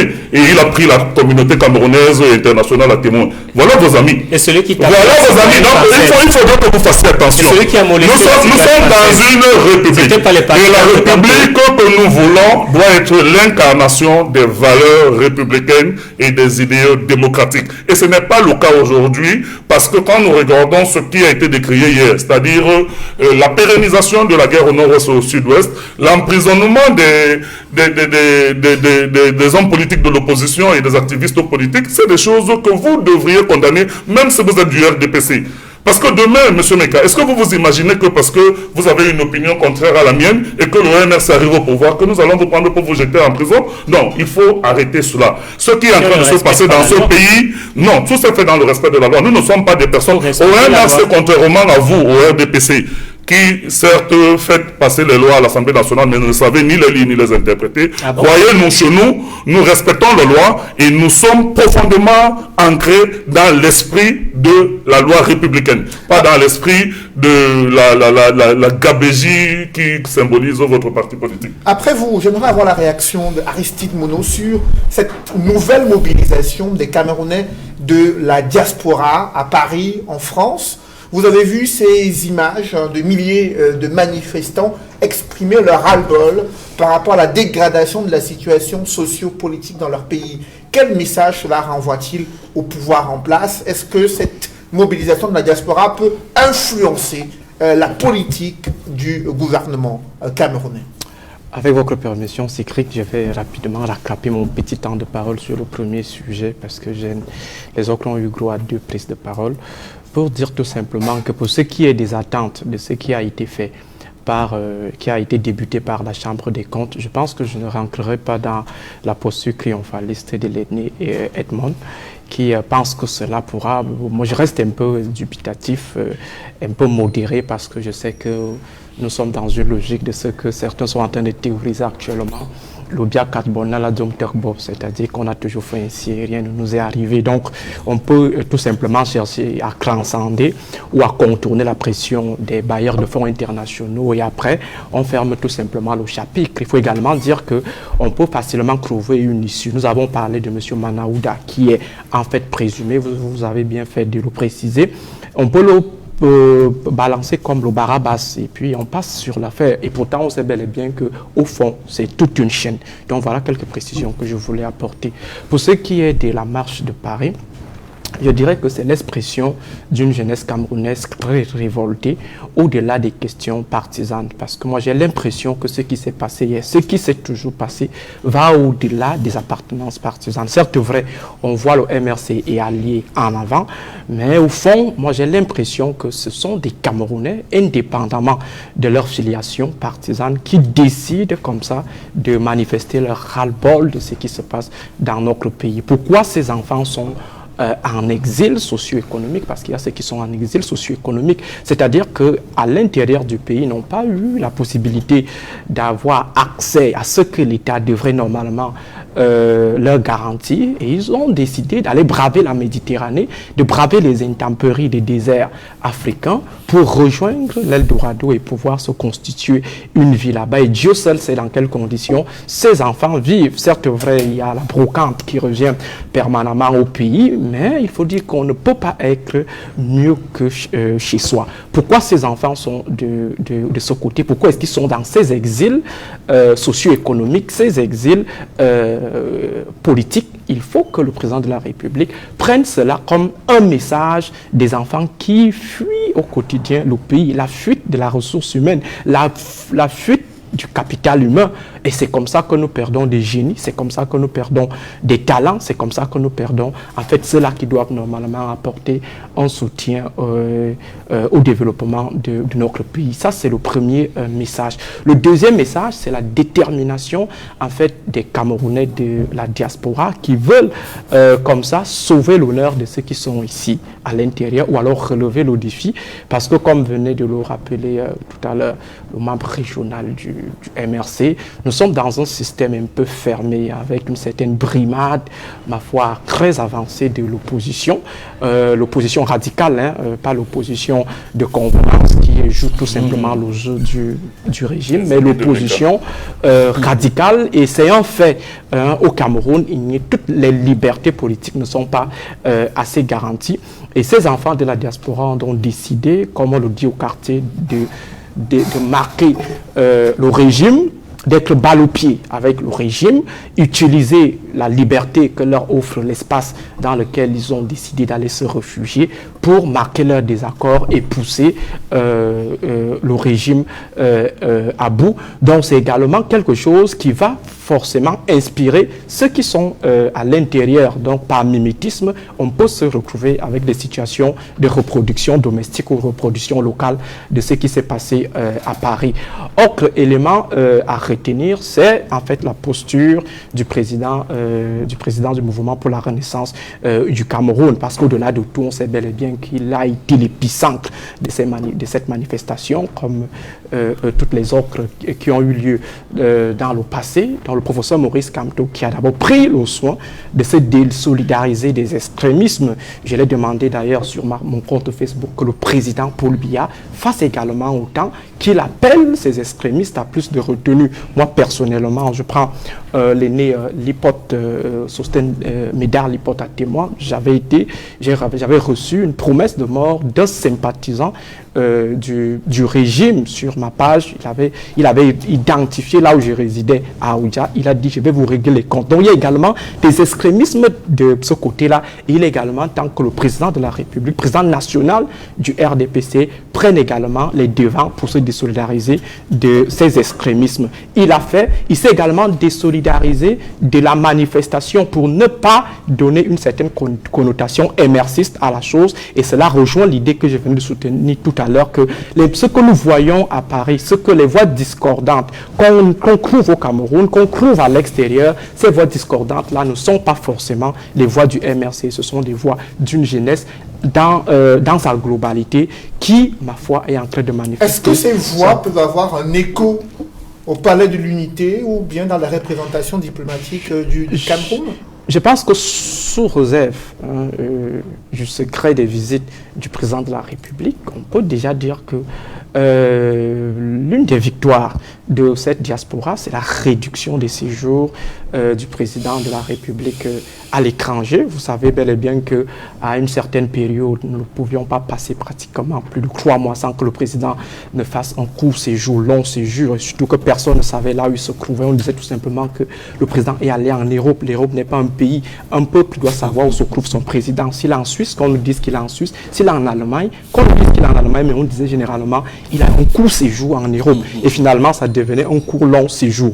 Et vous voyez que tous ces jours-ci, nous n'avons pas droit, nous n'avons plus vécu ces mouvements qui, ma foi, ont une certaine incidence également sur le budget de l'État, parce que lorsque le président se déplace avec toute la garde rapprochée et la garde éloignée, c'est-à-dire des éléments de sa sécurité interne et élargie, c'était un coût, parce qu'il ne dépensait pas, il ne prenait pas ça dans de sa poche. C'est le Camerounais lambda qui finançait ces déplacements. Donc forcément, il y a une certaine réduction, il y a une certaine incidence sur le budget de l'État, et cela peut être mis à l'actif des mouvements de la diaspora. Il y a également la communication internationale. Aujourd'hui, tout le monde est d'accord que c'est la France, par exemple, qui continue de maintenir la guerre dans le Nozo. La France est un acteur très important dans la stagnation de la situation dans le Nozo, tout simplement parce que la France continue de garantir toute sa sécurité internationale à l'angle de Yaoundé,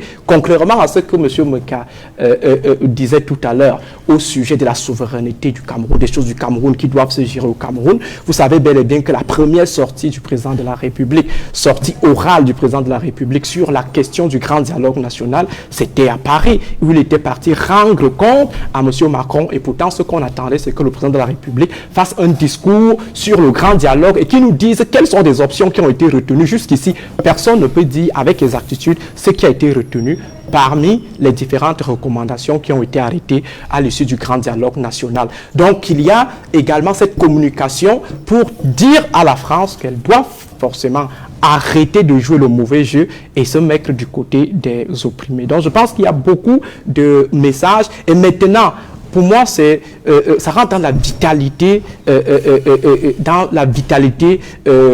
politique, donc l'animation politique. Parce que normalement, on devrait se retrouver avec ce genre de messe politique dans notre pays, c'est-à-dire que du côté du stade stade Amadou Ahidjo, qu'on retrouve le président de la République, le président national du Rassemblement démocratique du peuple camerounais, en train de mobiliser ses partisans avec une certaine passion, avec un certain engouement, et qu'au stade de la réunification à Douala, on voit également le professeur Maurice Kamto ou alors le chairman en train de mener également ce genre de messe politique. Mais malheureusement, on est obligé de vivre ces choses à distance. Et pourtant, notre démocratie, si elle se veut vraiment avancer, devrait accepter et devrait nous offrir ce genre de messe politique qui concourt à la vitalisation du jeu et qui dépassionne, qui décompresse. Ça fait en sorte que les gens n'ont plus droit d'avoir recours, par exemple, aux armes pour s'exprimer, comme c'est le cas aujourd'hui dans le nord-ouest et le sud-ouest. André Luther, les critiques formulées à l'encontre du pouvoir de Yaoundé justifieraient cette mobilisation de la diaspora mécontente des promesses non tenues du pouvoir en matière d'état de droit, en matière de double nationalité promise depuis belle lurette à cette diaspora camerounaise. C'était même l'une des recommandations du grand dialogue national. Et on voit, selon Aristide Monod, que cette mobilisation de la diaspora camerounaise très active a un impact sur le pouvoir de Yaoundé, puisque le chef de l'État a réduit de façon considérable ses déplacements à l'étranger, lesquels déplacements étaient sujets de manifestations anti-BIA observées en Europe. Comment vous appréciez cela? Que doit faire le pouvoir en place face à cette diaspora camerounaise mécontente de la manière dont le pays est géré? Disons qu'il a fait beaucoup de déclarations. Il a parlé d'exil socio-économique. Je voudrais signifier à tous les Camerounais qui nous regardent que le Cameroun est un Eldorado de l'Afrique. Il y a des Maliens, des Sénégalais, qui se débrouillent très bien au Cameroun. Il y a même des Camerounais qui investissent au Cameroun et qui s'en sortent très bien. D'abord, lui-même, il pouvait être aussi un exilé socio-économique, qui ne l'est pas. Nous avons décidé, n'est-ce pas, de travailler au Cameroun. Et il faut dire qu'il n'y a aucune société où tout est facile. Il faut toujours se battre, il faut toujours travailler, il faut avoir la conviction de ses idées. Et ce discours de vouloir toujours justifier la fuite, n'est-ce pas, des Africains vers les pays européens, n'est pas un discours porteur, parce que dans tous les pays, chacun se débrouille. Il y a un certain cadre qui est mis, un cadre minimum qui permet à chacun de pouvoir s'en sortir. Non, c'est pas toujours la diaspora, elle n'est pas composite. Nous avons des informations d'un marché, d'une économie des marches, notamment qui n'est pas toujours des Camerounais, où il y a des Sénégalais, les Maliens, les Congolais, les Togolais, et qui sont financés notamment par des forces centrifuges et même par la métropole. Et c'est important que les Camerounais le sachent, que ce n'est pas toujours les Camerounais qui marchent. Et s'il y a des coalitions entre le MRC, la BAS et d'autres intérêts, n'est-ce pas, centrifuges, qui voudraient déstabiliser le Cameroun, il y a de ce côté-là des mercenaires de la marche qui sont parfois mobilisés pour pouvoir faire ces actes-là et qui, notamment, peut avoir des complicités avec la métropole. Et c'est à cela que je tombe dans son propos où il dit que la France maintient la guerre aux nos, ce qui est pratiquement faux. Dans le cadre, n'est-ce pas, de ce qui se passe au Nozo, il y a des financiers, nous les connaissons, qui sont hébergés par les États-Unis, qui sont en Norvège, et qui financent notamment, n'est-ce pas, ceux qui sont en brousse. Et nous avons vu des vidéos où des gens disaient qu'il y a beaucoup d'argent pour continuer à financer la guerre au Nozo. Donc, vous ne pouvez pas faire... C'est ça qui me gêne un peu dans votre analyse, parce qu'elle est partisane. Vous ne pouvez pas dire que c'est la France qui maintient, n'est-ce pas, la guerre au Nozo, alors que vous savez qu'il y a une diaspora du nord-ouest et du sud-ouest qui est financée par des réseaux, par la métropole. Je vais conclure notamment en disant que nous sommes tous Camerounais et nous devons nous unir pour notre pays. Et nous devons nous départir des partis politiques, des idéologies partisanes pour pouvoir nous consacrer dans notre pays. Ce que nous avons de plus cher, et c'est important que les Camerounais le sachent, c'est notre pays. Il n'y aura pas, nous irons pas dans... Vous, peut-être, vous parlez de la double nationalité. Dans la double nationalité, encore, il y a un débat. Le débat, n'est-ce pas, de la filiation à ces pays-là. Vous savez qu'il y a des nationalités, lorsque vous les prenez, vous représentez ce pays et vous protégez leurs intérêts partout où vous êtes. Donc, il est important aujourd'hui qu'on sache que quand vous êtes Camerounais, vous devez partager les idées des Camerounais. Je vais conclure, s'il vous plaît. Je vais conclure en disant que nous n'avons qu'un seul pays. Et la guerre ne peut profiter à aucun des fils du Cameroun. Nous devons nous unir au Cameroun, résoudre nos problèmes et faire en sorte que la paix revienne. Et cette paix-là, elle est conjuguée par tous les efforts, les Camerounais, les médias et ceux qui peuvent permettre, n'est-ce pas, en sorte que nous puissions sortir ce pays de la paix. Parce que la guerre, c'est quelque chose d'assez horrible si cela nous arrive. Il faudrait que nous préservions ce pays. Edmond Kamgia, quel regard portez-vous sur cette manifestation des Camerounais de la diaspora? Pour vous, quels sont les symboles les plus forts et quelle devrait être l'attitude du gouvernement? Il faut d'abord dire que la nouvelle mobilisation des Camerounais et Camerounaises à Paris fait partie de ce qu'on appelle les moyens conventionnels de mobilisation citoyenne. Et parmi les symboles que l'on pourrait mettre en relief, il y a d'abord la thématique de cette mobilisation. Elle est triple. La première, c'est ils ont demandé la fin de la guerre dans le nord-ouest et le sud-ouest. La deuxième, c'est la réforme du système électoral. La troisième, qui fait partie d'une campagne qu'ils ont organisée, c'est celle de la libération de tous les prisonniers politiques, y compris ceux du MRC et d'autres formations politiques. Ou alors d'autres personnalités comme des journalistes, un peu comme Amadou Vamouké, qui est dans une situation ambiguë depuis 5 ans. Il n'est pas jugé, l'affaire ne cesse d'être renvoyée. En dehors de ce symbole fort, il y a le fait que de plus en plus, la diaspora camerounaise est très active. Elle est déterminée. Elle est solidaire. Qu'elle soit en Europe, aux États-Unis ou sur d'autres continents, y compris en Afrique. on la sent très forte, on la sent très puissante, ce qu'elle n'était peut-être pas hier ou avant-hier. De plus en plus, elle fait parler d'elle. Et lorsqu'elle se rend compte que le Cameroun, à travers ses dirigeants, lorsqu'ils sont à l'étranger, lorsqu'ils sont aux Nations Unies, notamment au Conseil des droits de l'homme, proclament que nous sommes un État de droit, que nous sommes un État qui respecte les droits de l'homme, ils veulent montrer à la communauté internationale, parce que cette mobilisation sur la place de la République à Paris fait en sorte que toutes les missions diplomatiques qui sont à Paris suivent de près ce qui se passe, écoutent les discours des Camerounais et Camerounaises à Paris. Et cela fait en sorte que lorsque les parlementaires français veulent s'occuper des questions africaines, ils ont à travers ce type de mobilisation des sujets importants pour questionner le gouvernement français sur sa politique vis-à-vis de ces pays amis du Cameroun ou d'autres pays africains. Et cela compte dans la mise en agenda des questions politiques, dans la mise en agenda des questions qui importent, qui comptent dans les relations bilatérales entre un pays et un autre, notamment dans les relations entre la France et le Cameroun.